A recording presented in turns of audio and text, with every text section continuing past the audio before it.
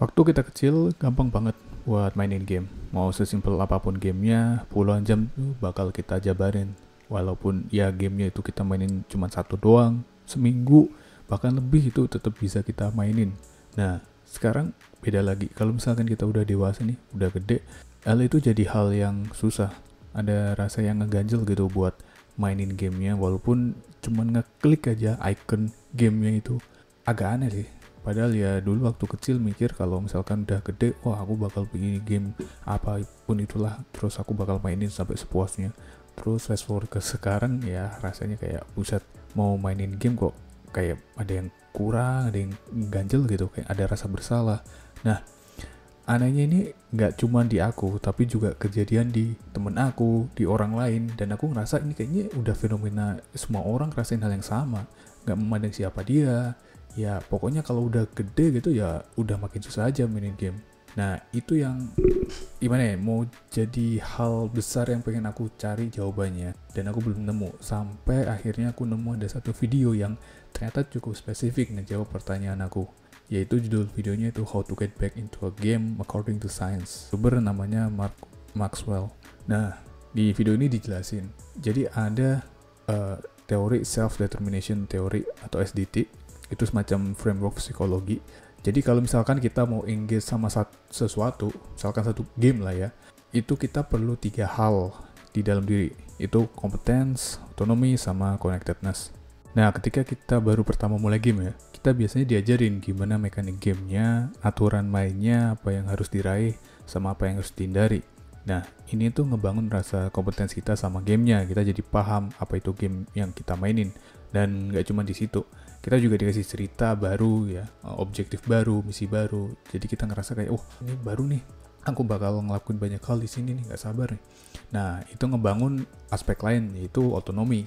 Nah, satu lagi, itu pas kita gamenya baru rilis nih ya, biasanya itu kan ada banyak hype di gamenya, ada banyak cerita, ada spekulasi atau berita terkait gamenya, yaitu akan ngebangun rasa connectedness, karena kita ya rasanya kayak nggak cuman sendirian, tapi ada orang lain yang juga ngomongin soal gamenya, dan itu ngebangun aspek connectedness. Nah, sekarang katakanlah ya, kita coba langsung masuk ke poin dimana permasalahan yang sering dialamin sama orang-orang dewasa, yaitu biasanya kita lagi asik main nih, terus tiba-tiba ada urusan ngedadak yang harus bikin kita ninggalin gamenya. Entah itu ada ngurus keluarga, ada set project, atau bahkan sekedar nyobain game baru lain yang baru rilis. Ya mau gak mau kita harus ninggalin gamenya untuk jangka waktu yang gak bisa kita tentuin. Nah, ini mungkin kelihatannya harmless ya, tapi sebenarnya ini tuh ada impactnya ke diri kita sama gamenya, yaitu competence. Poin competence ini itu karena kita ninggalin gamenya, rasa kita paham sama gamenya, apalagi kalau misalkan lama ya ninggalinnya, makin lama ditinggalin makin berkurang nih rasa kompetensi kita sama gamenya, karena kita jadi lupa nih gamenya tentang apa, ceritanya apa, cara mainnya gimana, aturannya apa, dan feel apa yang kita rasain waktu kita pertama main gamenya, itu makin lama ya akan hilang. Nah, begitu kita udah ada waktu luang, udah bisa mainin gamenya lagi, kita mau ngeklik icon gamenya itu, otak kita langsung mikir, ini kalau aku mau main gamenya lagi, aku masih ingat gak sih gamenya tentang apa, caranya gimana. Nah, ntar kalau misalkan aku kelihatan bego gimana? Nah, si otak kita ini ngirim pesan, oh gak usah mainin, mungkin kita mainin game lain dah, yang game baru aja. Nah, akhirnya itu jadi mekanisme self defense di otak kita buat ngehindarin rasa ya ketidakkompetenan kita yang mungkin belum tentu benar juga. Nah, sampai sini udah kebayangkan poinnya kemana? Nah, poin kompetensi inilah yang jadi dalang utama dari ketiga poin tadi. Kenapa kita kalau makin dewasa makin susah mainin game yang udah lama kita beli. Poin lain kayak connectedness sama otonomi itu sebenarnya nggak relate sama poin utama yang pengen aku bahas di video ini, tapi aku coba sekilas aja ngomongin.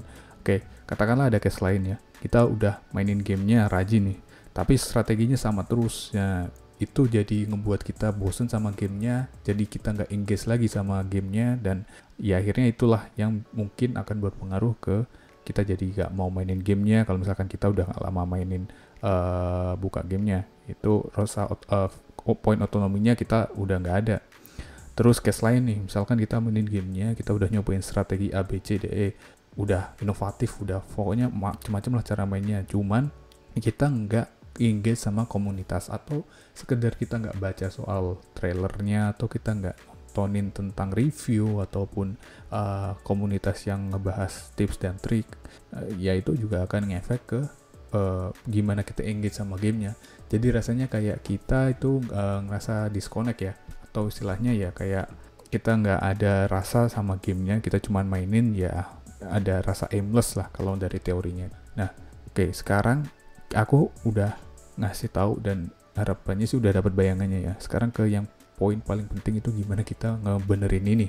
Nah, dari yang aku baca di videonya itu, satu, bikin jurnal game yang akan nyeritain tentang apa yang udah dilakuin selama di game itu, terus apa yang mau dilakuin selanjutnya.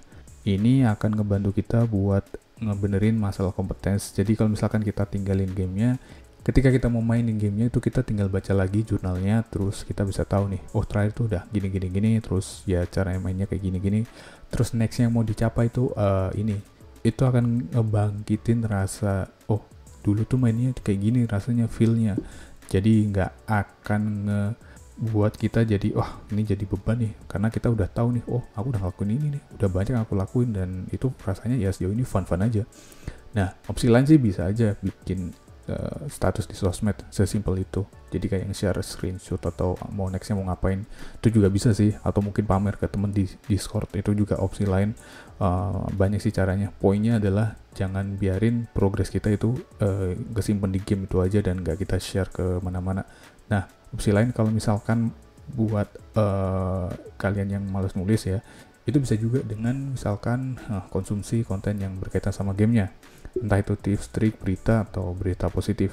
Kalau aku sendiri, personally aku lebih sering lihat fan art di Twitter terkait sama gamenya, kayak misalkan game-game gacha, apalagi ya Genshin dan lain-lain, itu udah banyak banget. Jadi rasa aku buat pengen mainin gamenya itu akan tetap ada selama orang-orang tetap engage sama komunitasnya, tetap bikin karya-karya yang relate sama itu. Jadi rasa koneksitasnya itu akan kuat banget. Dan aku jadi inget, karena biasanya di karya-karya itu akan ada informasi terkait, oh ini gamenya tuh ada ini, terus ceritanya itu udah sampai sini gitu.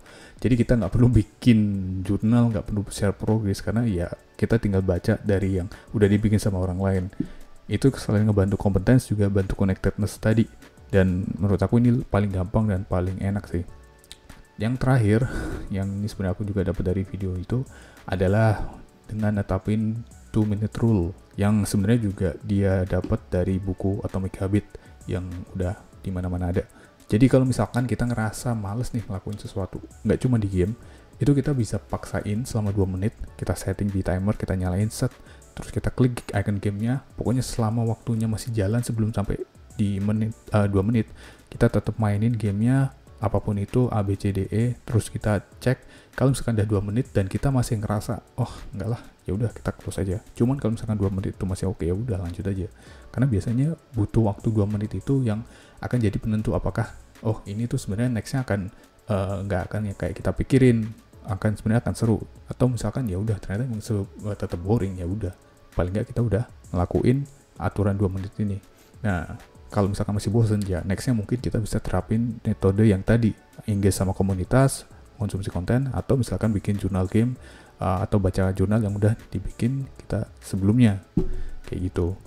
Jadi ya itu sih poin utama dari gimana kita bisa mainin game lagi yang udah lama kita tinggalin, karena kita banyak hal di hidup, banyak hal yang nggak bisa kita prediksi, tapi nggak menutup kemungkinan tetap ada keinginan rasa kita waktu masih kecil gitu buat ngelanjutin apa yang udah kita pengenin dari awal, walaupun itu cuma sekedar mainin game yang udah lama kita simpen.